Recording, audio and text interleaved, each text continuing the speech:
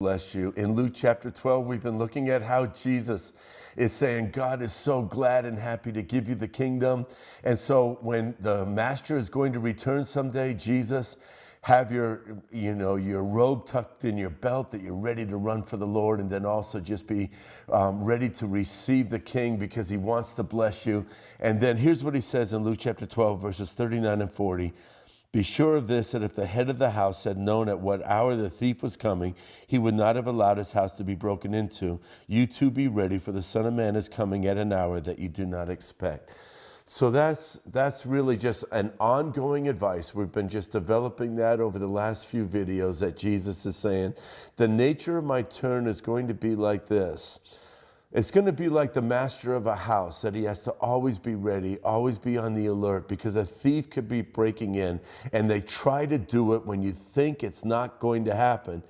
There are very few thieves that try to break in broad daylight. When it happens, we'll say, and they tried to do it in broad daylight. No, thieves have an inclination to try to break into a house when the people least expect it. Jesus is saying, that's kind of a way to look at my return. He says, I'm going to come back, and there's going to be a lot of people who are saying, I don't expect it's going to be today.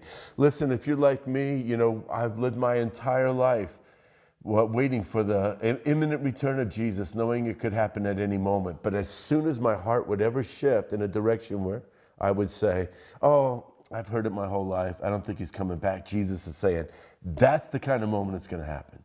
So today, there might be a shout of an archangel, a blast of a trumpet, and Jesus show up to receive us home unto himself. So let's live every day with expectancy, knowing that on the days when I least expect it are the days that are most likely that something like the return of Jesus could happen.